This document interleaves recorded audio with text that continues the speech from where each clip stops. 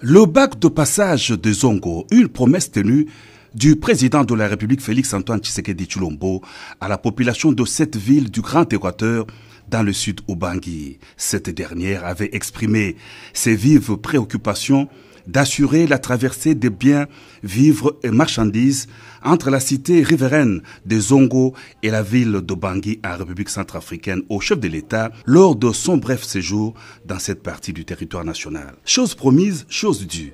Le bac sera bientôt opérationnel à Zongo. Le président de la République est venu s'assurer personnellement de l'évolution des travaux de construction de ces ponts mobiles par des ingénieurs de la firme Oriental Roads and Construction, travaux qui sont au stade de finition. Il s'agit d'un projet intégrateur doté de 2 groupes propulseurs et d'une capacité de 50 tonnes. Ce bac pourra garantir le passage vers la RDC des camions remorques venant de Douala au Cameroun via Bangui en République centrafricaine. Zongo et Bangui, c'est 2 villes qui sont connectées à la transafricaine qui mène vers Douala, vers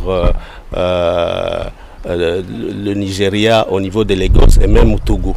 Et donc il y a des poids lourds qui pourront venir désormais de ces ports-là, des grands ports, jusqu'à atteindre Guémena.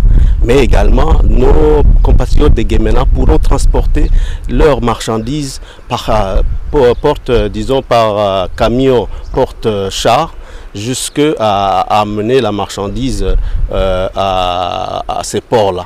Donc, ça va encourager le trafic commercial entre Zongo et Bangui, qui sont des villes frères où le trafic existe maintenant, mais malheureusement, les véhicules ne peuvent pas traverser parce que tout se fait par pirogue. Le message, c'est d'abord un message de gratitude auprès du chef de l'État, qui même dans des moindres détails, il suit des projets qui rendent la vie facile à la population, et c'est une mise en œuvre véritable de sa vision, le peuple d'abord. Après les explications du DG de ORC, le président de la République est allé s'imprégner de l'état d'avancement des travaux de ce bac qui sera remis à la population dans les tout prochains mois. L'on a noté la présence à cette cérémonie du ministre du Commerce extérieur Lucien Boussa, du gouverneur du Sud Ubangui et de quelques DG respectivement de l'Office de route et de la DGDA.